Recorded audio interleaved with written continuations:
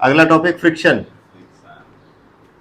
Very important topic. ठीक है, maximum question जो है वो इसी के अंदर से ही आते हैं। ठीक है, क्योंकि नॉर्मल जो अभी तक तुमने एनएलएम पढ़ा वो तो बहुत ही इजी वाला था। ठीक है, उसी को थोड़ा सा टफ करना हो तो उसके अंदर क्या डाल दो, फ्रिक्शन डाल दो। मैक्सिमम क्वेश्चन जो है बनने की प्रोबेबिलिटी क्या होती है कि जिसमें फ्रिक्शन हो। ठीक है, ताकि थोड़ा सा क्वेश्चन टफ तो बने, अदरवाइज तो एनएलएम का क्वेश्चन तो बहुत ही आसान होता है ना। उसमें क्या है, मतलब नॉर्मल लगा दिया, इधर उधर फोर्स लगा दिए, इक्वेशन लिख दी और आंसर आ गया। ठीक है, थोड़ा टफ करना होगा तो क्या डालेगा, वो फ्रिक्शन डालेगा ही डालेगा। ठीक है, मैक्सिमम अगर तुम बुक में भी देखोगे तो फ्रिक्शन के क्वेश्चन ज्यादा होते हैं। ठीक है, और नॉर्मल क्वेश्चन कम होते हैं, तो इसलिए वेरी वेरी इंपॉर्टेंट टॉपिक। अच्छा, दूसरी चीज, फ्रिक्शन जो है वो यहीं पे नहीं पढ़ा जाएगा, ये हर एक टॉपिक में आएगा। ठीक है, जब तुम रोटेशन पढ़ोगे तो वहां पे रोलिंग फ्रिक्शन आ जाएगा। ठीक है, जब तुम सर्कुलर पढ़ोगे, कहीं पे भी पढ़ोगे, मतलब मैक्सिमम टाइम जो है फ्रिक्शन तो आएगा ही आएगा। अब आगे आने वाले जितने भी टॉपिक है सब में क्या होगा, फ्रिक्शन होगा ही होगा। ठीक, तो इसलिए बहुत इंपॉर्टेंट है। अच्छा, सबसे पहले ये बताओ कि फ्रिक्शन अच्छा है या बुरा है? अच्छा है, बुरा भी है, दोनों ही है। ज्यादा कौन है? ये अच्छा ज्यादा है। ठीक है, क्योंकि अगर ये ना हो तो आधे से मतलब काम हो ही नहीं सकता। पहली बात तो कि फ्रिक्शन के बिना हमारा जीवन संभव नहीं है बेसिकली, क्योंकि हम जो भी कुछ करते हैं, क्योंकि हम किसी भी चीज को पकड़ते हैं तो किसकी वजह से पकड़ पाते हैं, फ्रिक्शन की वजह से। अगर फ्रिक्शन ना हो तो फिसल जाती है हमारे हाथ से। तो हमारा पकड़ना, हमारा चलना, हर चीज करना जो है वो फ्रिक्शन के ऊपर ही डिपेंड करता है। तो friction is very very important in our day to day life. ठीक, अब इसके कुछ डीमेरिट्स भी होते हैं, जो कि मतलब मशीन, जब तुम मशीन्स पढ़ते हो, मशीन में क्या होता है, फ्रिक्शन की वजह से क्या होता है, हीट जनरेट हो जाती है। ठीक है, एनर्जी लॉस होती है। लेकिन हाँ, मतलब अगर वो होगा ही नहीं तो मतलब काम ही नहीं होगा, पहली बात तो। ठीक है, तो उसको हम कम कर सकते हैं, लेकिन हटा बिल्कुल नहीं सकते, क्योंकि हटा ही दिया तो फिर काम ही नहीं होगा। ठीक, तो friction is very very important. Actual में जब तुम किन्हीं भी दो सर्फेसिस को जूम करके देखते हो, जैसे मान लो यहाँ पे देखो, ऐसे ये इसके ऊपर एक ब्लॉक रखा है ऐसे। ठीक, देखने में ये स्मूथ है, लेकिन एक्चुअल में अगर इसको जूम कर दोगे तो ये कैसे दिखेगा, कुछ ऐसा ऐसा ऐसा दिखेगा, ऐसा। ठीक है, दोनों सरफेसेस कैसे होंगे, इस तरीके से रफ सरफेसेस होंगे। अब एक्चुअल में होता क्या है, अब तुम्हें ये तो चीज समझ में आती है कि जैसे ये एक ब्लॉक है, एक ये सरफेस है। अगर इस पूरे ब्लॉक का जो मास है वो इन छोटे छोटे पॉइंट्स के ऊपर आ जाए तो यहाँ पे प्रेशर बहुत ज्यादा होगा, होगा नहीं होगा? जैसे मान लो कि जैसे मान लो 1 kg तुम वेट ले लो, उस 1 kg वेट को ऐसे कैसे रख दो। ठीक है, तो तुम्हारे हाथ पर रख दो, कोई दिक्कत नहीं है। लेकिन उसको एक पिन पॉइंट करके 1 kg ब्लॉक को तुम्हारे हाथ पे अगर रख दिया जाए तो क्या कर जाएगा, पेनिट्रेट कर सकता है वो। क्योंकि वो क्या होता है, क्योंकि जब पूरा का पूरा मास जो है एक छोटे से पॉइंट पे आ जाएगा तो प्रेशर बहुत ज्यादा हो जाएगा। ठीक है, जब प्रेशर बहुत ज्यादा हो जाएगा तो यहाँ पे क्या होता है एक्चुअल में, ये कोल्ड वेल्ड की तरह काम कर जाता है। और वेल्ड होने का मतलब ये नहीं कि मतलब परमानेंट ज्वाइंट आ गया, इट्स ए टेम्परेरी वन। अगर तुम इसके ऊपर फोर्स लगाओगे एक लिमिट तक, ठीक है, तब तक तो ये एग्जिस्ट करेगी, लेकिन उसके बाद क्या हो जाएगी, ये टूट जाती है और ये सरफेस क्या होता है, आपस में रिलेटिवली मूव कर जाते हैं। ठीक है, ये चीज समझ में आई? ठीक है, तो फ्रिक्शन एक्चुअल में क्या होता है, सरफेसेस रफ होते हैं। रफ होने की वजह से क्या होती है, इनके बीच में इस तरीके से क्या होती है, कोल्ड वेल्ड बन जाते हैं। और कोल्ड वेल्ड बनने की वजह से क्या होता है हमारे उसमें, ये फ्रिक्शन जनरेट होता है। This is a phenomena how the friction is generated between two surfaces. ठीक है, दिस इज वन थिंग। दूसरी चीज, जब जैसे मान लो ये सर्फेसेस हैं, जैसे ये मान लो सर्फेसेस हैं, दीज आर इन कॉन्टैक्ट, ऐसे ऐसे। ठीक, जब ये यहाँ पे इस तरीके से कांटेक्ट में है तो इनके ऊपर एक कांटेक्ट फोर्स लगेगा। इनके ऊपर क्या लगेगा, एक कांटेक्ट फोर्स। वो कांटेक्ट फोर्स कैसे भी हो सकता है, जैसे ये F1, ये F2, ये F3 एंड Fn। मतलब जितना भी सरफेस जहां जहां पे कांटेक्ट होगा वहां वहां पे क्या लगेगा, सरफेस लगेगा। All these are contact force, छोटे छोटे कांटेक्ट फोर्सेस। ठीक है, इनकी डायरेक्शन क्या होगी, इनकी डायरेक्शन क्या होगी, डायरेक्शन इनकी कुछ भी हो सकती है। इनकी डायरेक्शन कैसे होगी, कुछ भी हो सकती है, क्योंकि हम ये इस तरफ लग रहा है, ये इस तरफ, ये इस तरफ, ये इस तरफ, ये इसकी डायरेक्शन कुछ भी हो सकती है। तो बेसिकली जैसे मान लो, अगर मान लो ये जो सरफेस है इन दोनों के बीच का है, ठीक, इसके ऊपर क्या लग रही है, नेट कांटेक्ट फोर्स। वो नेट कांटेक्ट फोर्स जरूरी नहीं है कि वो इस तरफ हो या फिर वो इस तरफ हो, कहीं पे भी हो सकती है। मान लो ये कांटेक्ट फोर्स है Fc। इस कांटेक्ट फोर्स के दो कंपोनेंट होते हैं। इस कांटेक्ट फोर्स के कितने कंपोनेंट होते हैं, दो। एक होता है N और दूसरा होता है फ्रिक्शन। ठीक है, ये जो कांटेक्ट फोर्स है ये जो इस सरफेसेस के बीच में होती है, इसका नेट ही कहीं पे निकलता है, वो क्या कहलाता है? Contact force. इस कांटेक्ट फोर्स से कितने कंपोनेंट होते हैं? 2 कंपोनेंट, वन इज एन और दूसरा क्या है? एफ। और ये एफ क्या है? Friction, force due to friction. ये चीज समझ में आएगी नहीं आई? ठीक है। जब भी सरफेस होता है उनके बीच में क्या होता है? कॉन्टैक्ट। क्या उसकी डायरेक्शन नॉर्मल होती है? क्या उसकी डायरेक्शन हॉरिजॉन्टल होती है? नहीं, उसकी डायरेक्शन कहीं पे भी हो सकती है, लेकिन एक चीज गारंटेड है, उसके 2 कंपोनेंट होंगे, एक कंपोनेंट होगा नॉर्मल और दूसरा क्या होगा? हॉरिजॉन्टल। नॉर्मल वाला कंपोनेंट क्या कहलाता है? नॉर्मल, ठीक है, और हॉरिजॉन्टल वाला कंपोनेंट क्या कहलाता है? फ्रिक्शन। ठीक है, ये लिखो फटाफट। अब देखो फ्रिक्शन फोर्स करता क्या है। जैसे मान लो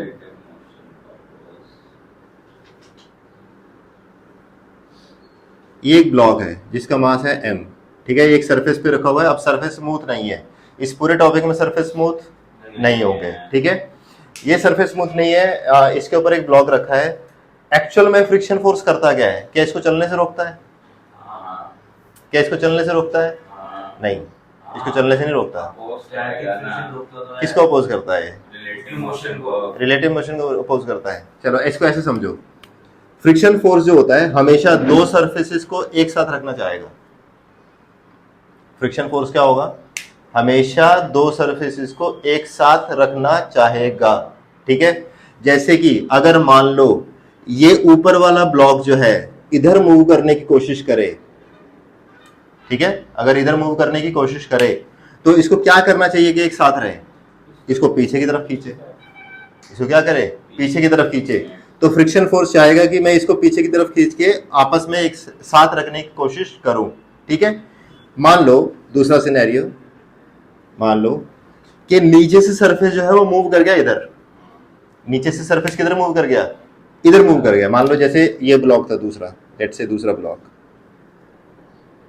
ठीक, ये ब्लॉक जो है वो इधर मूव करने की कोशिश कर रहा है ए एक्सेलरेशन से, ठीक है।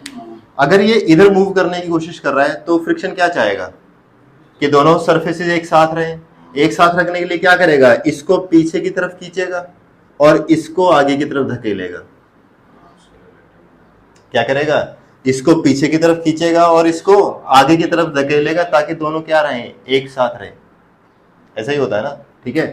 तो इसके ऊपर जो फ्रिक्शन लगा वो लगा पीछे की तरफ और इसके तरफ कहां लगा? आगे की तरफ। एक चीज का ध्यान रखना हमेशा, ठीक है। फ्रिक्शन फोर्स हमेशा क्या करता है? 2 सरफेसेस को एक साथ रखना चाहता है। जब दोनों सरफेस को एक साथ रखना चाहता है तो वो दोनों सरफेस को चाहेगा कि एक दूसरे के पास आए। एक दूसरे को पास तभी आ सकते हैं जब दोनों के ऊपर कैसे फोर्स लगाए वो। जैसे अगर मान लो ये इधर मूव कर गया तो ये इसको इधर पीछे की तरफ खींचे और इसको क्या करे? आगे की तरफ धकेले। तो this is how friction works. कोई डाउट? लिखो फिर इसको फटाफट। नेक्स्ट देखो, जैसे मान लो 2 ब्लॉक हैं इस तरीके से, एक ये और एक ये,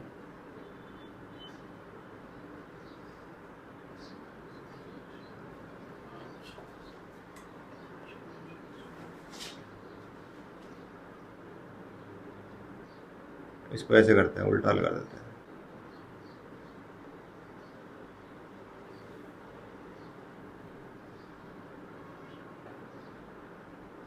ये ए ब्लॉक, ये बी ब्लॉक, ठीक है।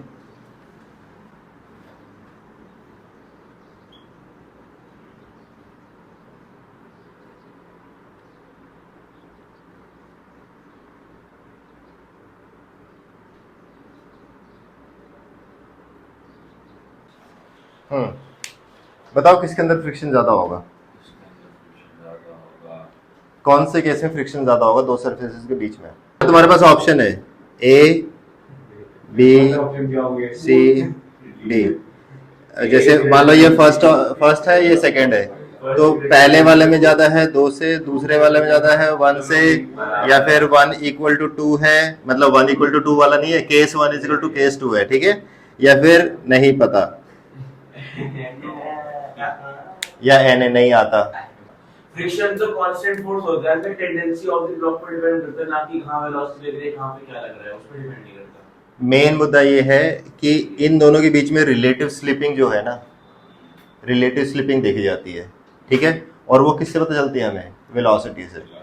ठीक है, कहने का मतलब ही, मेरा समझाने का मतलब ये था कि फ्रिक्शन जो है एक्सेलरेशन के ऊपर डिपेंड नहीं करता, ये रिलेटिव वेलोसिटी के ऊपर डिपेंड करेगा। ठीक है, क्या दोनों में रिलेटिव वेलोसिटी सेम है?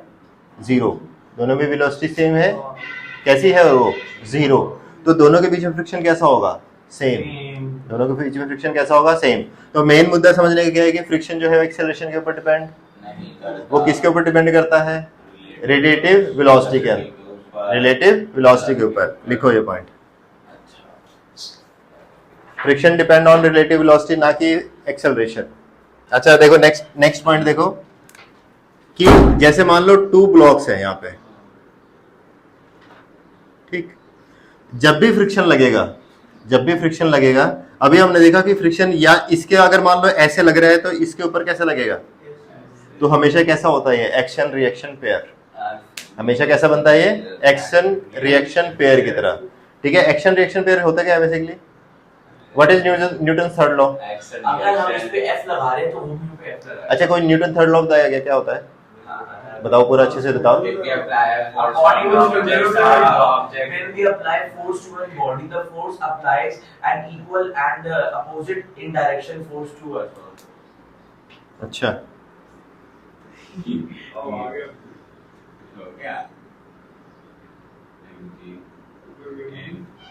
क्या ये दोनों एक्शन रिएक्शन पेयर है? क्या ये दोनों एक्शन रिएक्शन पेयर है? यहाँ पे है, हाँ भाई है, सब कुछ ठीक है, नॉर्मल बिल्कुल साधारण आदमी है ये, जनरल कैटेगरी है, पढ़ा हुआ है तो मेरे नहीं है। This is not action reaction pair, this is not a action reaction pair. Action reaction pair होने के लिए क्या क्या चीजें चाहिए होती है? सबसे पहली चीज कि दोनों का मैग्नीट्यूड सेम है। मैग्नीट्यूड कैसा होना चाहिए? सेम होना चाहिए। दूसरी चीज दोनों डिफरेंट सरफेसेस पे लगने चाहिए।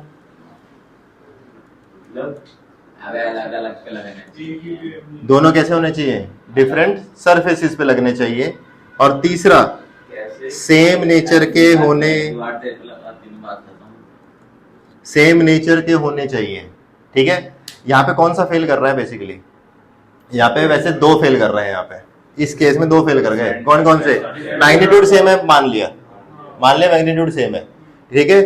क्या वो डिफरेंट सरफेसेस पे है? नहीं, वो तो एक ही सरफेस पे लग रहा है, क्योंकि वो ब्लॉक के ऊपर हम देख रहे हैं तो वो सेम सरफेस पे लग रहा है। अरे यार सुन तो ले, पहले बता रहा हूँ, तेरी डाउट क्लियर कर दूंगा मैं। ये कैसा है? डिफरेंट सरफेस पे लग रहा है कि नहीं लग रहा है? क्या वो सेम ही सरफेस पे लग रहा है? हम एक ही ब्लॉक के ऊपर 2 फोर्सेस को देख रहे हैं, तो वो एक्शन रिएक्शन पेयर नहीं है। क्या ये सेम नेचर के है? वो सेम नेचर का भी नहीं है भाई। ये एन किसकी वजह से है? ये एन का नेचर कैसा है? अभी बताया है, कॉन्टेक्ट फोर्स। और कॉन्टेक्ट फोर्स कैसा है? Electromagnetic in nature. ठीक है, अगर ये इलेक्ट्रोमैग्नेटिक इन नेचर है तो एन कैसा है? Electromagnetic in nature. और mg कैसा है? ग्रेविटेशनल पुल है वो कैसा है? Gravitational pull. तो इसकी वजह से ये कैसे है? एक्शन रिएक्शन पेयर नहीं है। एक्शन रिएक्शन पेयर हो सकता है, कैसे हो सकता है? देखो इधर सुनो, जैसे मान लो ये ब्लॉक और ये अर्थ ने ब्लॉक के ऊपर एन ऊपर लगाया, तो ब्लॉक ने अर्थ के ऊपर एक एन नीचे लगाया। ये एन और ये एन डैश दोनों सेम नेचर के हैं, इक्वल इन मैग्नीट्यूड है, दोनों डिफरेंट सरफेसेस के ऊपर लग रहे हैं। एन और एन डैश यहाँ पे कैसे हैं? Action reaction pair. लेकिन एन और M G action reaction pair नहीं है। ठीक है, ये मिसकंसेप्शन हटा देना। ठीक है, तो एक चीज का ध्यान रखना। अच्छा, यहाँ पे एक्शन रिएक्शन पेयर देखो, क्या एफ और एफ का मैग्नीट्यूड सेम?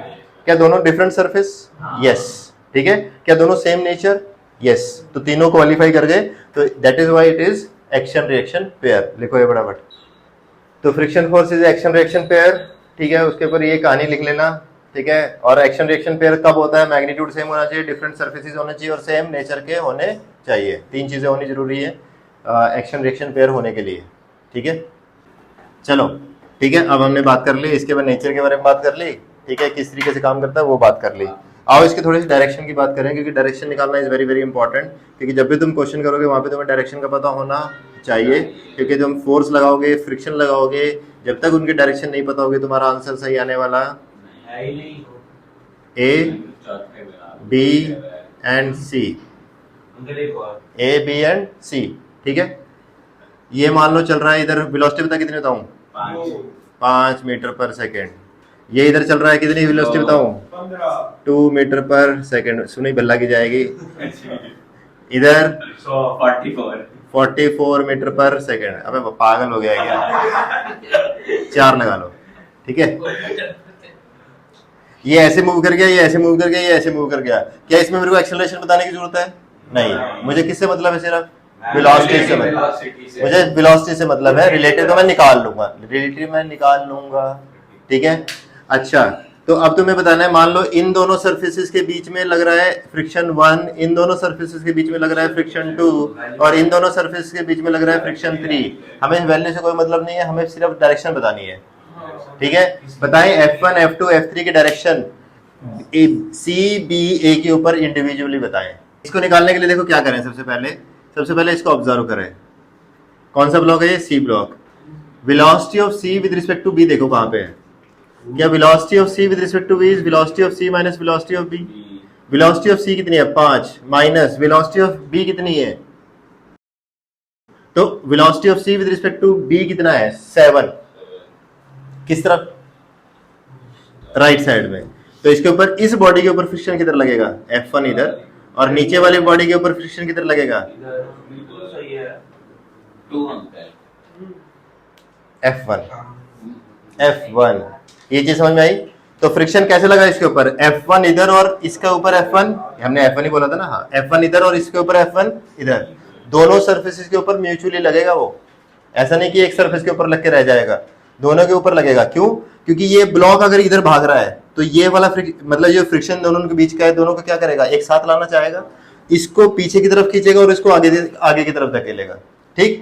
अच्छा, नीचे वाले पे आ जाओ, क्योंकि अगर मेरे को B का देखना है तो मैं किसके रिस्पेक्ट में देखूं उसको, मैं A के रिस्पेक्ट में देखूं।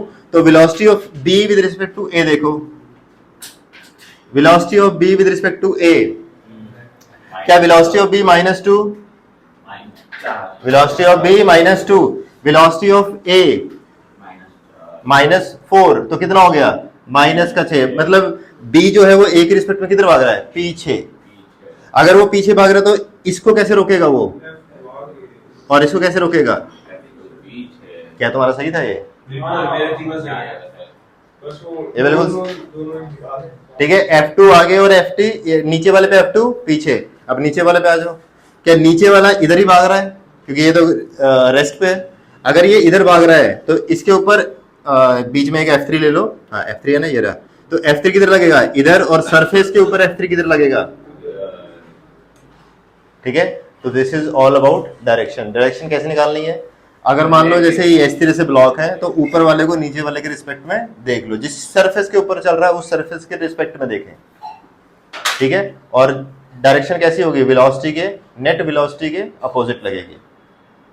ये चीज समझ में आ गई, नहीं आया तो कर लो फटाफट, जल्दी जल्दी लिखो इसको, जल्दी से बताओ। ये सरफेस के ऊपर रखा हुआ है, जल्दी से बताएं। ऊपर वही, ये C है, ये B है, ये A है, यहाँ पे F1, यहाँ पे F2 और यहाँ पे F3। बताएं इनकी डायरेक्शन फटाफट, हो गया। अब देखो, आओ देखते हैं, इसके ऊपर देखो, इसकी वेलोसिटी इसके रिस्पेक्ट में देखो, पहले क्या है 2 - 5 मतलब -3, मतलब ये पीछे की तरफ जा रहा है तो फ्रिक्शन किधर लगा, इधर, कौन सा है, F1, ठीक है। नीचे वाले सरफेस के ऊपर F1 इधर, ठीक है। अब इसको देखो इसके रिस्पेक्ट में, ये 5 आगे 6 तो पीछे गया, ठीक है, पीछे गया तो इसके ऊपर F2 इधर, और नीचे वाले पे F2 पीछे, ठीक। ये इधर जा रहा है, F3 किधर लगेगा, ब्लॉक के ऊपर पीछे, और सरफेस के ऊपर ये बनेगा। अगर ये नहीं बना तो गलत है तुम्हारा। हाँ देखो, मान लो 2 सिनेरियो देखो, एक ब्लॉक है ये ऐसे, और एक ब्लॉक है ऐसे, मतलब दोनों सेम वेट सेम नेचर के हैं, ठीक है। दोनों कैसे हैं, सेम वेट सेम नेचर के, ठीक है।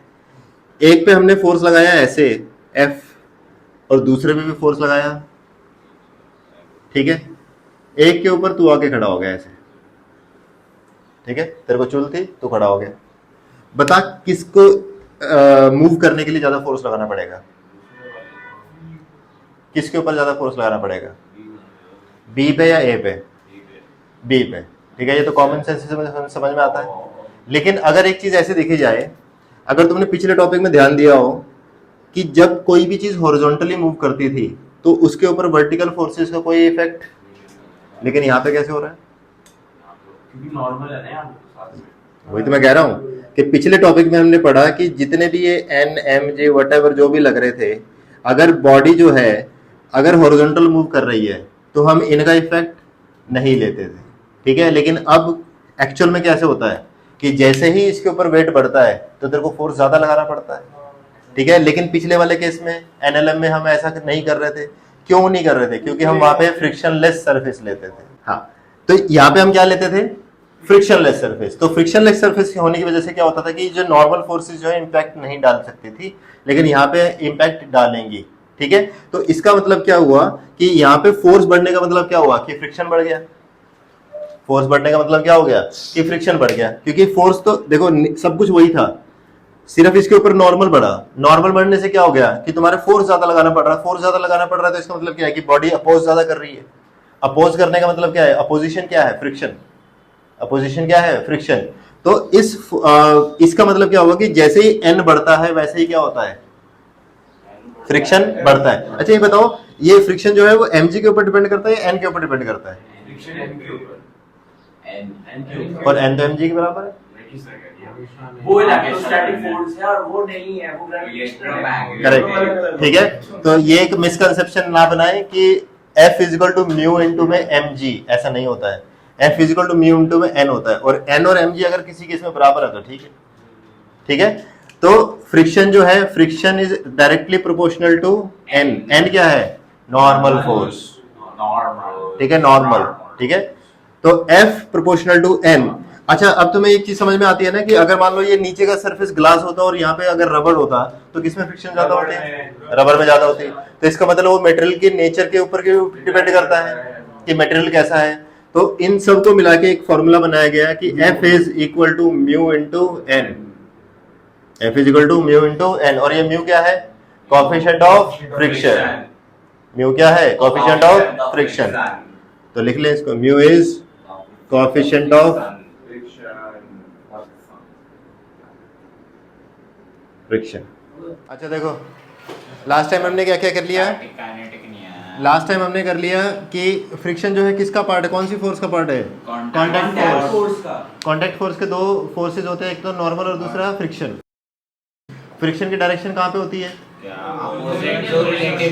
रिलेटिव वेलोसिटी के अपोजिट में होगी। ये हमेशा क्या करेगा? दो कॉन्टैक्ट सर्फेसिस को हमेशा एक साथ रखने की कोशिश करता है, ठीक है। हमने ये वाले क्वेश्चन कर लिए थे ना कि एक ब्लॉक ऐसे है रखा है, एक ब्लॉक ऐसे रखा है, अगर एक स्लाइड कर गया तो दूसरे एक के ऊपर कैसा फोर्स और दूसरे के ऊपर फोर्स की डायरेक्शन, सिर्फ फोर्स की डायरेक्शन हमने निकालनी थी। और उसके बाद हमने निकाला कि इसका मैग्नीट्यूड क्या होता है फ्रिक्शन का? Mu into N.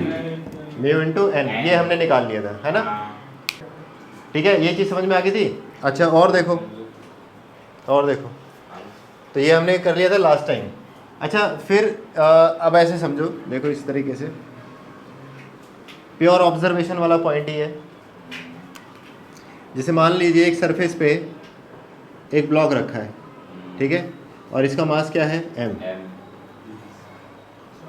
लेट से इसका जो म्यू है वो है लेट से 0.5, और इसका वेट भी मान लेते हैं लेट से 4 kg, ठीक है, इसका वेट भी मान लिया 4 kg। तो बताओ फ्रिक्शन कितना होगा सरफेस के कांटेक्ट पे? Mu M, mu into N, और यहाँ पे एन क्या है? mg के बराबर। 20 आएगा। म्यू कितना? 0.5। अरे यार म्यू कितना? 0.5 इंटू में एन कितना है? m कितना है? m इंटू जी। तो कितना हो गया ये? 20। कितना हो गया? 20 या 2? 20। कितना हो गया? 20। अच्छा तो ये हो गया फ्रिक्शन। अब मान लो इसके ऊपर हमने एक फोर्स लगाया, लेट से वो फोर्स लगाया हमने 10 न्यूटन। तो बताओ किधर चलेगा ये? देखो जब हमने इसके ऊपर 10 न्यूटन फोर्स लगाया, ठीक है, इसका जो फ्रिक्शनल फोर्स है वो कितना है 20, इसका फ्रिक्शनल फोर्स कितना है 20, तो क्या होगा, क्या ये चलेगा नहीं चलेगा, पहली बात तो ये चलेगा ही नहीं। क्यों? क्योंकि जब तक ये 20 न्यूटन से ज़्यादा नहीं होगा तब तक तो चलने ही नहीं देगा, फ्रिक्शन ही नहीं चलने देगा इसको, ठीक है। तो इसका मतलब क्या हुआ कि जब हमने एक्सटर्नल फोर्स या फ्रिक्शन फोर्स और ये मान लिया एक्सेलरेशन, ठीक है, तो जब हमने इसको 10 लगाया तो उस टाइम पे फ्रिक्शन फोर्स कितना लगा, 20। शाबाश 10, भाई निशांत क्या कर रहे हैं, मेरे ऊपर से कितना लगा 10, क्योंकि ये ऐसा थोड़ी ना है कि इसके अंदर पैदा हो रहा है, ऐसा थोड़ी ना कि ये पैदा हुआ है इसके अंदर। फ्रिक्शन कितना लग रहा है आपने ये पूछा ना? जब मैंने फोर्स 10 लगाया तो फ्रिक्शन कितना लगा, इस केस में ना, हाँ। 10 ही बनेगा। कितना लगा 10, ना कि 20। अगर 20 लग गया तो भाई साहब ये पीछे चला जाएगा, अगर 20 लग गया तो क्या होगा, पीछे चला जाएगा, ऐसा तो नहीं होता ना। तो 10 लगा तो 10, तो एक्सेलरेशन कितना 0, 10 लगाया तो 10 तो ये 0, 15 लगाया तो ये कितना 15, और ये 0, अगर ये 20 लगाया तो ये 20, ये कितना 20, और ये कितना, 0, अगर मान लो 25 लगाया तो, 21 लगा दो, 25, अगर मान लो 25 लगाया तो ये कितना 20, 20, और ये कितना, ये मतलब ये कितना, अब 5/4 5/4, तो ये चीज़ समझ में आई। देखो बेसिकली यहाँ पे मैं समझाना क्या चाह रहा हूँ, यहाँ पे मैं ये समझाना चाह रहा हूँ कि ये जो म्यू है 0.5 है, और यहाँ पे जो ये हमने एफ जो कैलकुलेट किया है ना, F is equal to mu into N, ये मैक्सिमम फ्रिक्शन है जो कि ये बॉक्स या फिर ब्लॉक इस सरफेस के ऊपर लगा पा रहा है अपने वेट की वजह से, पहली चीज़, ठीक है, जो समझने वाली है। दूसरी चीज़ समझने वाली ये है कि जैसे जैसे हम फोर्स बढ़ा रहे हैं वैसे वैसे क्या फ्रिक्शन फोर्स भी बढ़ रहा है, तो friction force is self adjusting force, ठीक है, friction force is self adjusting force, ठीक है। अभी इसके अंदर एक चीज़ हो रहा है, ये अभी लिखना मत, मैं बाद में लिखवाऊंगा इसको। तो friction force is self adjusting force, ठीक है, तो ये हमने इसके अंदर से ऑब्जर्वेशन निकाली। एक और चीज़ इसमें तुम ऐसे ऑब्जर्व करो, रियल लाइफ में ऑब्जर्व करो कि जैसे मान लो किसी भी चीज़ को, किसी भारी चीज़ को जब तुम धक्का देते हो तो इनिशियली तुम्हें एक बार जोर लगाना पड़ता है, ठीक है, और जैसे वो चल पड़ती है उसके बाद तुम्हें ज़्यादा फोर्स लगाना नहीं पड़ता,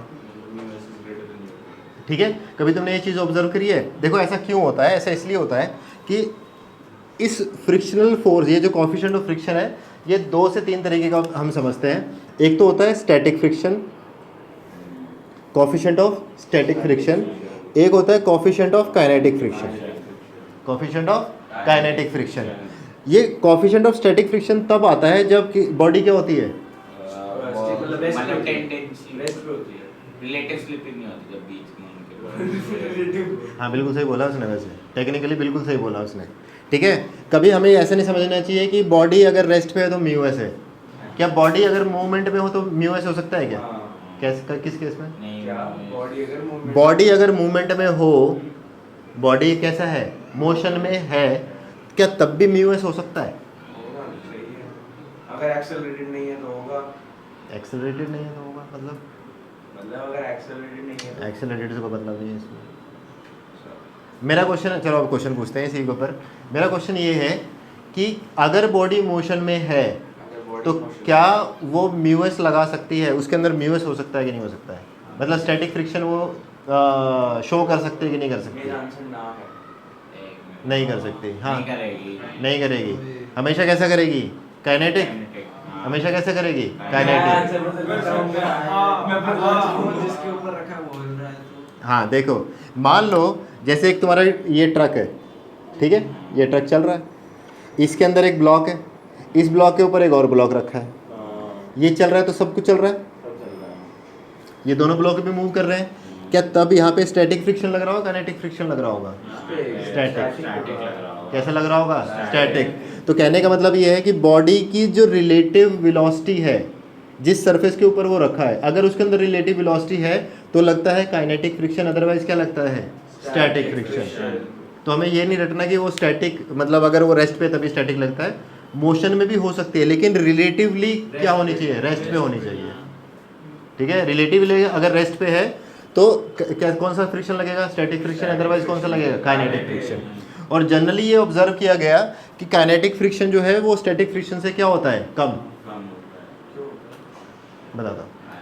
क्या होता है, कम होता है, ठीक है, क्योंकि उसमें फिर मोमेंटम ऐड हो जाता है। जैसे मोमेंटम उसको मिलेगा तो वो क्या जब ये हम पढ़ेंगे वर्क पावर एनर्जी में थोड़ा सा, ठीक है, कि जैसे हमने स्टार्टिंग में पढ़ा था ना कि फ्रिक्शन होता क्या है, जैसे दो खुरदरे सर्फेसेस है उसके अंदर कोल्ड वेल्ड हो जाता है, ठीक है, लेकिन जैसे वो वेल्ड टूटता है तो फिर वो उसको जुड़ने के लिए टाइम चाहिए। अगर हम उसको टाइम ना दें, ठीक है, जैसे मान लो कि ये भारी आइटम है, इसको एक बार धक्का दे दो, धक्का मारता रहो, फिर ऐसा नहीं कि धक्का मार के छोड़ दिया, फिर उतना ही फोर्स मांगेगा वो, ठीक है। तो उसको कोल्ड वेड हम बनना ही ना दें तो फिर क्या रहेगी, चलती रहेगी, ठीक है। ये तो हम नॉर्मल, हमें ऑब्जर्वेशन पता ही है। तो ये चीज़ समझ में आ गई कि बॉडी रेस्ट पे होना मतलब गारंटी नहीं है कि उसके अंदर क्या हो, स्टैटिक फ्रिक्शन ही हो, ठीक। तो ये चीज़ समझ आई। दूसरी चीज़ समझ में क्या आई कि हमने ऑब्जर्वेशन से देखा कि mu S is always greater than mu K, mu S is always greater than mu K. एक चीज़ और कभी कभी बुक में लिखी होती है, उसको बोलते हैं लिमिटिंग फ्रिक्शन, उसको बोलते हैं लिमिटिंग फ्रिक्शन। अब देखो लिमिटिंग फ्रिक्शन क्या होता है। Limiting friction is nothing but ये एफ मैक्स, जो कि होता है म्यू एस इंटू एन। ये जो मैक्सिमम वैल्यू ऑफ फ्रिक्शन जो कोई भी ऑब्जेक्ट जो है वो ऑफर करता है, उसको ही हम क्या बोलते हैं, लिमिटिंग फ्रिक्शन। उसको ही हम क्या बोलते हैं, लिमिटिंग फ्रिक्शन। लिमिटिंग फ्रिक्शन मतलब एक ऐसी लिमिट जब तक वो उसको रोके रखे है, एक ऐसी लिमिट जिस लिमिट तक वो मैक्सिमम फ्रिक्शन अप्लाई कर सकता है, उसके बाद क्या हो जाएगा, वो काइनेटिक में चला जाएगा। उसके बाद क्या हो जाएगा, वो काइनेटिक में चला जाएगा। तो बेसिकली हम कभी कभी ऐसे लिख लेते हैं कि जो फ्रिक्शन है वो ऐसे, इस तरीके से स्टैटिक फ्रिक्शन, ठीक है। एक तो ये रहा, और static friction is always greater then kinetic friction, और एफएल इससे भी बड़ा होता है, एल क्या होता है, लिमिटिंग फ्रिक्शन। अच्छा लिमिटिंग फ्रिक्शन स्टैटिक फ्रिक्शन से बड़ा, और स्टैटिक फ्रिक्शन से बड़ा बराबर नहीं होना चाहिए स्टैटिक और लिमिटिंग। एक एज। देखो सेल, ये जो है ना, ये अब देखो, ये तो होता है सेल्फ एडजस्टिंग, अच्छा मतलब इक्वल टू का साइन आना चाहिए साथ में, ये है सेल्फ एडजस्टिंग। जितना तुम, अगर मान लो इस मैक्सिमम लिमिट से कम फोर्स लग रहा है, तो जितना फोर्स लगाओगे उतना ही फ्रिक्शन ऑफर होगा। ये तो हमने पढ़ा है ना अभी, ये हम जो एग्जांपल अभी कर रहे थे, राइट। ये एफ एल क्या है, एफ एल है मैक्सिमम वैल्यू, ये सिंगल एक वैल्यू है एफ मैक्स, और ये एफ मैक्स की वैल्यू क्या है, ये जो ये मैक्सिमम दे सकता है, ठीक है। ये चीज़ समझ में आ गई। और एफ के क्या है, एफ के इज ऑल्सो कॉन्स्टेंट, एफ के की भी एक ही वैल्यू होती है। एक बारी वो चलनी स्टार्ट कर दी तो फिर हमेशा कैसे रहेगी, सेम रहेगी। ये तुमने ग्राफ देखो, छोटी क्लासेस में पढ़ा होगा ज़रूर, ये वाला ग्राफ देखो, ये एक लिमिट तक हम जाते हैं इस तरीके से, ठीक है, और फिर क्या होता है, थोड़ा सा हल्का सा ड्रॉप होता है और फिर ये सीधी चलती रहती है ऐसे, है ना। ये पॉइंट कौन सा होता है, what is this point, limiting. ये कौन सा पॉइंट होता है, स्टैटिक। और ये पॉइंट कौन सा होता है, काइनेटिक, ठीक है। ये तुमने ऑलरेडी पढ़ रखा है, तो इसमें ऐसे कुछ ज़्यादा समझने वाला कुछ है नहीं। तो स्टैटिक फ्रिक्शन कैसा है, सेल्फ एडजस्टिंग। लिमिटिंग फ्रिक्शन क्या है, उसकी मैक्सिमम वैल्यू। और एफ के क्या है, काइनेटिक फ्रिक्शन, जब मोशन, बॉडी क्या हो जाती है, मोशन में आ जाती है। जब बॉडी क्या आ जाती है, मोशन, रिलेटिवली मोशन में आ जाती है। ये चीज़ समझ में आ गई, ठीक है। एक बार इसको नोट डाउन करो फटाफट। अब देखो, अब इसी एग्जाम्पल को थोड़ा सा इस तरीके से देखते हैं,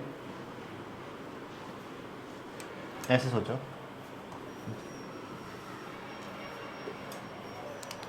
ये स्टैटिक फ्रिक्शन, और एक ले लेते हैं म्यू के, लेट से 0.4, इसकी लिमिटिंग फ्रिक्शन बताना मुझे, एफ एल कितना होगा इसका, 20 न्यूटन, 20 न्यूटन।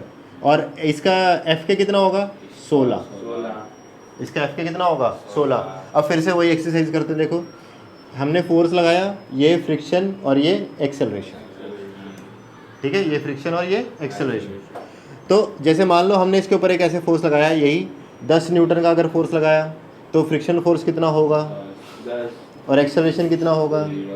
अच्छा, अगर मान लो मैंने 15 लगा दिया, तो अभी कितना, 15 और ये 0, 20 लगाया तो यहाँ पे कितना, 20, और यहाँ पे कितना। अब मान लो मैंने 25 लगा दिया, तो यहाँ पे कितना, 16, ये वाला तो वो है ना, यहाँ पे कितना, 16, ठीक है। क्यों, क्योंकि ये इसके लिमिटिंग फ्रिक्शन को ब्रेक कर चुका है, ठीक है। और जैसे इसने ब्रेक किया तो अब ये कितना ऑफर करेगा, ये 16। तो अब डिफरेंस कितना आया, 16, 25 में से 16 गए 9/4।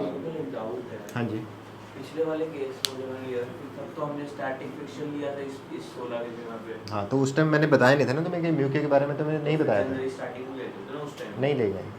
तभी मैंने तुम्हें बताया, जैसे एक बार एग्जाम्पलीफाई किया और फिर दोबारा से तुम्हें म्यूके के बारे में मैंने तुम्हें बताया। ठीक है, तो ये आ गया 16 और ये कितना हो गया 9/4। अगर मान लो मैंने 30 लगा दिया तो यहाँ पे कितना 16, अब ये 16 ही ऑफर करेगा, तो अब डिफरेंस कितना आ गया 14/4। 14/4। ठीक है, ये चीज़ समझ में आ गई। इस एग्जाम्पल को नोट डाउन करें फटाफट से। अच्छा, दूसरी चीज़, जनरली क्या होता है कि ऐसे म्यूएस और म्यूके तुम्हें अलग से नहीं दिए होते। म्यूएस और म्यूके तुम्हें क्वेश्चन में जनरली अलग से नहीं दिए होते, तो तुम्हें सिर्फ म्यूएस और म्यूके के अंदर कोई भी डिफरेंस तुम्हारे लिए नहीं होगा, until unless it is not given। until unless it is not given mu S is equal to mu K for you. ठीक है, अगर क्वेश्चन में दे दिया कि म्यूएस की वैल्यू ये है और म्यूके की वैल्यू ये है, तो तुम अलग अलग कंसीडर करोगे, अदरवाइज दोनों को क्या कंसीडर करना है, सेम। ठीक है, इस चीज़ का ध्यान रखें। ठीक है, तो ये चीज़ और नोट डाउन कर लें। आगे देखो, मान लो एक ब्लॉक का वेट 2 kg, इसका म्यू है 0.5। अगर मैंने सिर्फ म्यू बोला है तो म्यू के और mu S is same, mu S और म्यू के इज सेम।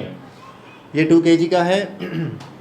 एक फोर्स लगाया मैंने, लेट से 10 न्यूटन 37 डिग्री पे। ठीक है, सबसे पहले तो ये चेक करें चलेगा नहीं चलेगा, पहले तो ये चेक करें चलेगा या नहीं चलेगा। आइए देखिए, तुमने जनरली क्या किया, यहाँ पे तुमने किया 10 cos 37, यही किया। 10 cos 37 मतलब कितना 8, ये आया 8। पीछे कितना लग रहा है इसमें फ्रिक्शन, कितना मैक्सिमम ऑफर कर सकता है ये 10। तो तुमने बोला नहीं चलेगा, लेकिन तुम एक चीज़ भूल गए, इसका एक कंपोनेंट ऊपर भी लग रहा है, और वो कितना है, दैट इज 6। 10 sin 37 6।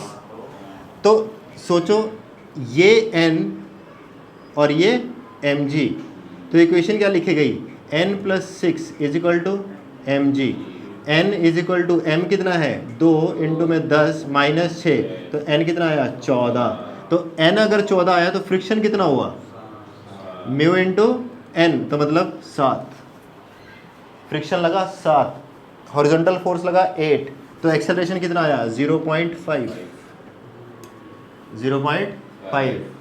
तो इसका मतलब क्या हो गया कि हमेशा ध्यान रखें कि फोर्स किस तरीके से लग रहा है, कैसे नॉर्मल कैलकुलेट हो रहा है। ऐसे नहीं ब्लाइंडली नहीं चलना कि n = mg होता है हमेशा।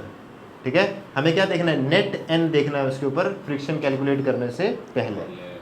ठीक है, देखो एक और क्वेश्चन देखते हैं, ऑलमोस्ट सिमिलर सा क्वेश्चन देखते हैं। ऐसे सरफेस ब्लॉक 2 kg 0.5, और इस बार फोर्स लगाया ऐसे।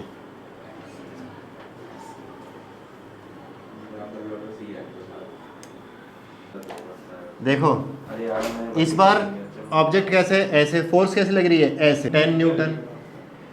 एंगल देखो, ये 37 तो ये भी 37, तो इधर कितना लगा 10 cos, और नीचे कितना लग गया 10 sin 37। इसका मतलब 37 का मतलब कितना 8 इधर और 6 नीचे। इसका mg भी नीचे लग रहा है, mg कितना है 20, और n कितना है ऊपर। तो इक्वेशन क्या लिखी गई, n = 20 + 6 मतलब 26। तो इस बार फ्रिक्शन कितना ऑफर कर देगा, ये फ्रिक्शन ऑफर करेगा 26 इंटू में 0.5, कितना हो गया 13। तो 13 पीछे ऑफर कर रहा है, 13 कितना ऑफर कर रहा है पीछे, और आगे कितना लग रहा है 8। तो क्या ये चलेगा, पहली बार तो चलेगा ही नहीं। कितना लग रहा है, चलेगा ही नहीं। अच्छा, इसी क्वेश्चन में तेरे से ये पूछ लेता, इस क्वेश्चन में तेरे से ये पूछता कि बताओ फ्रिक्शन फोर्स कितना लग रहा है इसमें, 8 ना कि 13। जितना लगता है अगर फ्रिक्शन फोर्स से कम है, अगर नेट जो एक्चुअल फोर्स जो है वो फ्रिक्शन फोर्स से कम है तो फ्रिक्शन फोर्स कितना है फिर उतना ही, ठीक है। तो इस केस में आंसर क्या है, फ्रिक्शन फोर्स 8। ऑप्शन में सबसे पहले क्या होगा 13, ऑप्शन में सबसे पहला क्या होगा 13, लेकिन आंसर क्या है 8। इस चीज़ का हमेशा ध्यान रखें। छोटे छोटे क्वेश्चन है बट ट्रिकी क्वेश्चन है, ठीक है। और जनरली ऐसी गलतियां हो जाती है क्योंकि हमने ये कैलकुलेट कर लिया, हम बोलेंगे 13, ठीक है। अच्छा मान लो कोई ये पूछ ले कि इसमें इस पर्टिकुलर केस में लिमिटिंग फ्रिक्शन कितना है, तो आंसर क्या है 8 लिमिटिंग 13 नहीं 8 होना चाहिए, नहीं हम लेंगे 13 होना चाहिए। अब क्वेश्चन के स्टेटमेंट समझो। अगर वो पूछे कि ये बॉक्स जो है कितना लिमिटिंग फ्रिक्शन ऑफर कर सकता है तो आंसर कितना है 13। अगर कोई इधर से ये पूछ ले कि फ्रिक्शन कितना है तो बोलेंगे 8, ठीक है। इस चीज़ का ध्यान रखना, ठीक है। तो ये टाइप का क्वेश्चन। एक सरफेस के ऐसे कर लेते, देखो एक सरफेस के ऊपर ब्लॉक का वेट फिर से 2 kg और म्यू कितना है 0.5। Same question, find out the minimum force required, find out the minimum force required to move this block, find out the minimum force required to move this block, try this out. आओ देखो इस question को देखते हैं। देखो सबसे पहले काम करते हैं, इसको जनरलाइज करते हैं और फिर ये वैल्यू डाल लेंगे बाद में, ठीक है। अब देखो सबसे पहले तो यहाँ पे तुम मिस्टेक क्या कर रहे थे कि तुम सोच रहे हो कि फोर्स ऐसी लग सकती है, जो तुमने मेरे को आंसर दिया ना कि 10 से तो ज़्यादा ही होनी चाहिए, ये आंसर दिया ना तुम लोगों ने। तो तुमने क्या सोचा कि फोर्स ऐसे लगा सकते हैं, फोर्स ऐसे की बजाय कैसे लग सकती है, किसी एंगल में भी लग सकती है। अभी हमने पिछले एग्जाम्पल में देखा था कि जब हम फोर्स इस तरीके से लगाते हैं तो हम कम फोर्स में भी इसको चला सकते थे, है ना। तो मान लेते हैं ये थीटा एंगल पे हमने लगा दी, मान लेते हैं किस पे लगा दी हमने, तो इसके 2 कंपोनेंट लगे, एक तो एफ कॉस थीटा, तो ये एन ये एम जी और ये एफ साइन थीटा, ठीक है। अब सही है, तो N plus F sine theta is equal to M G, तो एन क्या हो गया एम जी माइनस एफ साइन थीटा। तो इसका जो फ्रिक्शन लिखा गया, ये जो फ्रिक्शन फोर्स है वो क्या लिखा गया म्यू इंटू एन, मतलब म्यू एम जी minus mu f sine theta, ये लिखा गया ना, ठीक है। अब अगर मान लो इसको चलना है, ठीक है, तो basically f cos theta should be greater than equal to mu m ji minus mu f sine theta, mu m g plus sorry minus mu f sine theta. तो एफ कॉस थीटा देखो उसको इधर ले आओ, plus mu f sine theta should be greater than equal to mu m g. F common ले लिया तो f should be greater than equal to mu m ji upon में cos theta plus mu sine theta, ठीक है। अब देखो क्या theta very करेगा तो ये एफ वेरी हो जाएगा, ठीक है। लेकिन यहाँ पे कॉस थीटा और यहाँ पे क्या है साइन थीटा, तो इसको रिप्लेस करने के लिए हम क्या करते हैं, अगर मान लो ऐसा दे रखा हो तो इसको एक ही फंक्शन में कन्वर्ट करना हो तो कैसे करते हैं, याद है A cos theta plus B sine theta को कैसे, A square plus B square, यहाँ पे ए कितना है 1 और बी कितना है म्यू, तो इसमें क्या करें बेसिकली इसको अंडर रूट में म्यू स्क्वायर प्लस 1 से मल्टीप्लाई और क्या कर दें डिवाइड कर दें। इसको कैसे लिख दिया देखो, अब इसको थोड़ा सा देखो, f greater than equal to mu m ji upon में ये हो गया 1 अपॉन में अंडर रूट में 1 plus mu square plus sorry into में cos theta plus mu upon में अंडर रूट में 1 plus mu square sine theta. अब देख कुछ ऐसा है, ये ट्रायंगल देख ऐसी है, ये मान लो देखो हमने क्या बोला है म्यू स्क्वायर प्लस 1, तो बेसिकली ये है 1 प्लस म्यू स्क्वायर, ये है 1 और ये है म्यू और ये है क्या थीटा,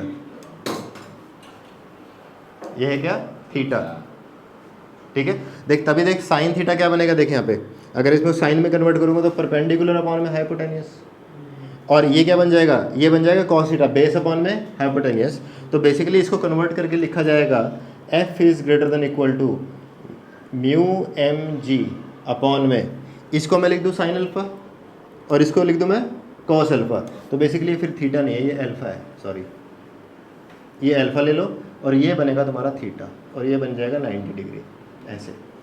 तो इसको हमने लिखा sine alpha cos theta plus cos alpha sine theta, तो ये बेसिकली बन क्या गया, ये बन गया तुम्हारा sine of theta plus alpha. और यहाँ पे क्या आ रहा है इनटू में, हाँ ये नीचे आना चाहिए था, गलती हो गई यहाँ पे, ये आना चाहिए था अंडर रूट में 1 प्लस म्यू स्क्वायर ऐसे, ठीक। इसको नीचे कर दो अंडर रूट में 1 प्लस म्यू स्क्वायर इस तरीके से, ठीक है। अब देखो ये क्या लिखा गया, अब ये आ गया basically f is greater than equal to mu upon में 1 प्लस म्यू स्क्वायर एम जी अपॉन में what sine theta plus alpha, sine theta plus alpha. अब इसकी मैक्सिमम वैल्यू क्या हो सकती है,